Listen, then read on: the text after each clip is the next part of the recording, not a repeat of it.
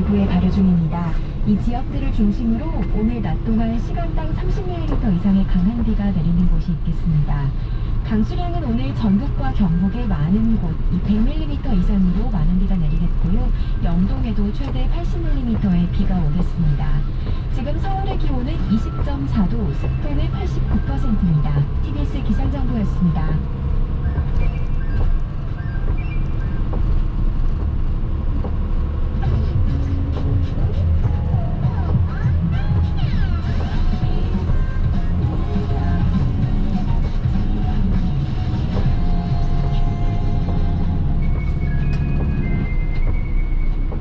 FM 95.1MHz 시민의 방송 TBS에서 10시를 알려드립니다.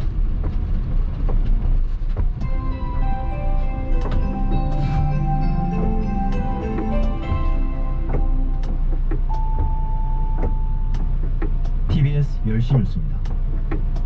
코로나19 신규 확진자 수가 일주일 만에 다시 2,000명대로 치솟았습니다. 오늘 0시 기준 신규 확진자 수는 2,025명으로 국내 발생이 1,992명, 해외 유입이 33명입니다.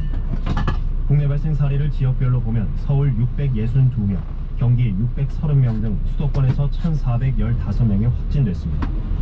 비수도권에서도 충남 86명, 부산 68명 등 610명이 확진 판정을 받았습니다.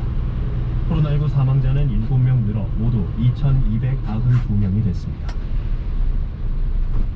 전국민주노동조합 총연맹, 전국보건의료산업노동조합과 보건복지부가 오늘 오후 다시 한번 노정협의를 하며 막판 협의를 진행합니다. 복지부는 어제 문자 공지를 통해 보건의료노조 측과 오늘 오후 노정실무교섭을 한다고 밝혔습니다.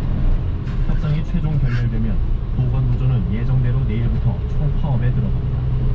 복지부는 끝까지 대화와 협상을 하되 총파업 시 비상진료 대책에 따라 응급센터 등 24시간 비상진료 체계 유지, 병원급 기관의 평일 진료시간 확대 등의 대책을 시행할 계획입니다. 오늘부터 추석열차 승차권 일반 예매가 비대면으로 시작됐습니다. 한국철도는 오늘 오전 7시부터 오후 1시까지 경부, 경전, 동해, 충북, 경북, 동해 남부선 승차권을 판매합니다. 예매는 100% 온라인으로 진행됩니다.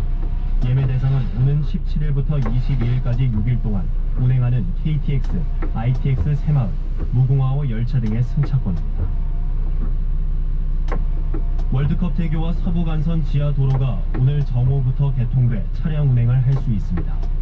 한강의 31번째 다리인 월드컵 대교는 서부간선도로와 내부순환로를 직통으로 있습니다. 서부간선 지하도로는 영등포구 양평동 성상대교 남단과 금천구 독산동 서해안고속도로 금천 나들목을 지하로 연결하는 총 연장 10.33km 왕복 4차로의 도로입니다.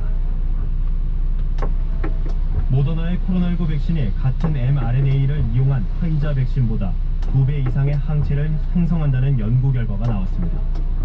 블룸버그 통신은 벨기에 주요 종합병원에서 2,500명을 대상으로 진행한 연구에서 이 같은 결과가 확인됐다고 보도했습니다. 또 인체의 면역력을 증강하는 역할을 하는 활성 성분도 모더나가 화이자보다 많았다고 설명했습니다. 북한이 국제 백신 공동구매 프로젝트인 코백스에서 배정받은 코로나19 백신을 다른 나라에 양보할 수 있다는 뜻을 밝혔습니다. 유니세프 대변인은 북한에 대한 코로나 백신 지원 상황을 묻는 질문에 북한 보건성이 배정된 백신 297만 회분을 코로나19로 심각한 영향을 받는 나라에 재배정해도 된다는 뜻을 전해왔다고 전했습니다. 북한이 양보한 백신은 중국산 시노백 백신으로 추정됩니다. 지금 서울의 기온은 20.4도, 습도는 90%입니다. 10시 뉴스를 마칩니다. 이민주입니다.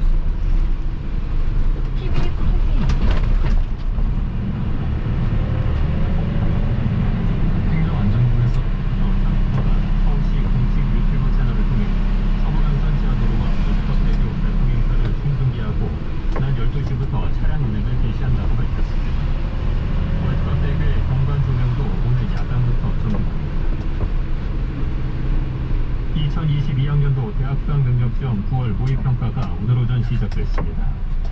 한국교육과정평가원은 오늘 오전 8시 40분부터 전국 고등학교 2,138곳과 지정학원 431곳에서 9월 모의평가를 시작했습니다. 이번 모의평가는 내년도 수능 개편에 따라 국어, 수학, 직업탐구 영역은 공통 더하기 선택 과목 구조로 치러지고 사회, 과학탐구 영역은 17개 과목 중에서 최대 2개 과목 선택이 가능합니다.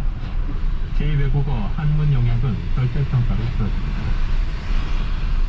홍원식 남양유업 회장이 사모펀드 운영사인 한행컴퍼니의 남양유업 주식 매매 계약 해제를 통보했다고 밝혔습니다. 홍 회장은 입장문을 통해 경영 정상화를 위한 내각 노력이 결실을 맺지 못해 매우 안타깝고 사인스럽게 생각한다고 말했습니다. 홍 회장은 렌처 측의 계약 체결 후 태도를 바꿔 사전 합의 사항에 대한 이행을 통보했다고 밝혔습니다. 오늘은 전국이 대체로 흐린 가운데 비가 내리다가 수도권과 강원 영서 지역부터 비가 그치겠습니다. 예상 강수량은 강원 영동과 충청, 전북과 경북에 30에서 80mm, 전남과 경남에 10에서 60mm입니다. 김희수였습니다. 뉴스를 마칩니다. KBS.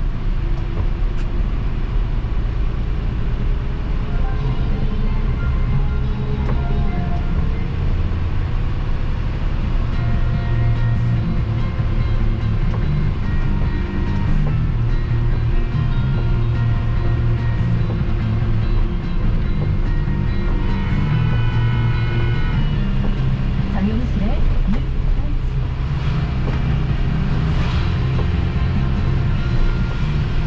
안녕하십니까, 정용실입니다. 의료계 반대 속에 통과 여부에 관심이 쏠렸던 수술실 CCTV 의무화 법안, 어제 이제 국회 본회의를 통과를 했습니다. 의료계는 법안 통과에 반발을 하고 있고요. 자, 언제부터 어떤 내용으로 법이 시행이 되는지부터 시작해서 혹시 보완 점이 있는지 같이 한번 들여다보도록 하겠습니다.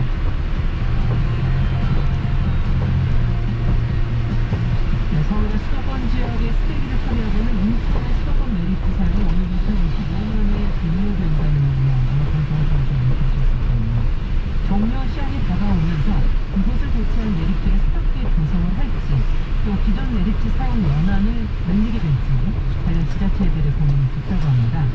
정부는 어떤 입장인지, 어떤 해결책이 필요할지 환경단체 시각에서 오늘 이 문제 한번 들여다보겠습니다. 9월 첫날이네요. 1일 수요일 정용실의 뉴스 브런치 문을 엽니다.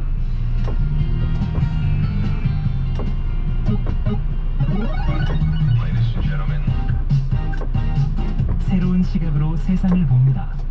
정용실의 뉴스 브런치 뉴스픽.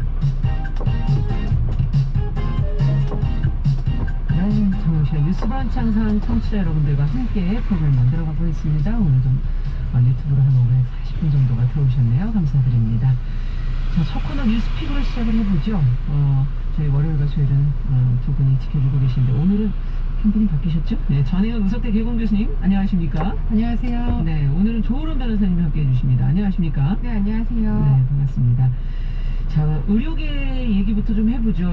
그동안 반대해왔던 그 수술실 CCTV 의무화법이 어제 이제 국회 본회의를 통과를 했는데, 통과가 된 후에도 지금 의료계는 계속 반발을 하고 있고, 자, 이 법의 처음에 취지와 내용이 어떻게 되는 건지, 의료계가 또 어떤 반대 목소리를 내고 있는 건지 한번 좀 들어보겠습니다. 조으론 변호사께서 좀 정리해 주시겠어요? 네, 굉장히 논란이 많았던 사안입니다. 그러니까 이 논의가 2018년도에 이제 마취 상태로 수술하는 환자가 있는 상황에서의 수술실에서요. 네.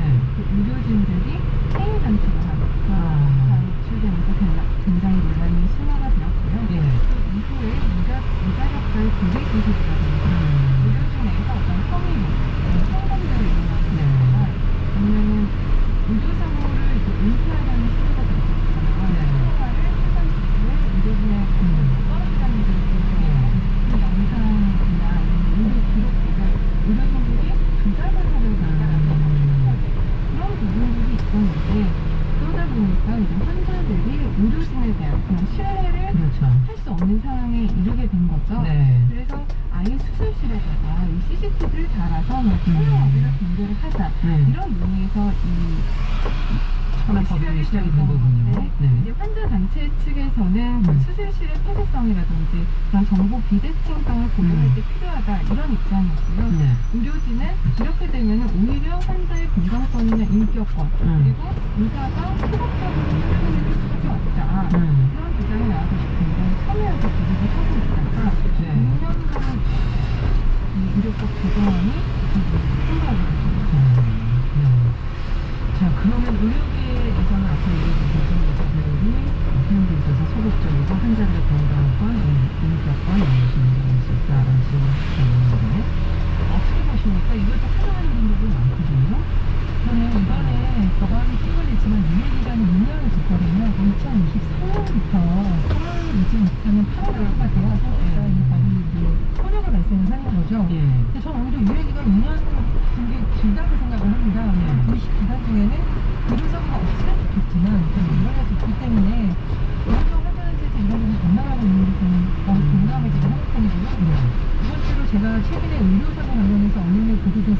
듣고 진짜 무섭다라는 생각이 들었는데요. 올해 5월에 인천의 모 병원에서 의사가 아닌 행정 직원이 수술을 한 사례가 적발이 됐었고, 자, 그리고 어떤 사례가 있냐면 광주에 있는 한 서울 병원에서 간호조무사들이 한 번도 아니고 수년에 걸쳐서 대리 수술에 나선 정황이 나서서 경찰이 수사에 나선 것.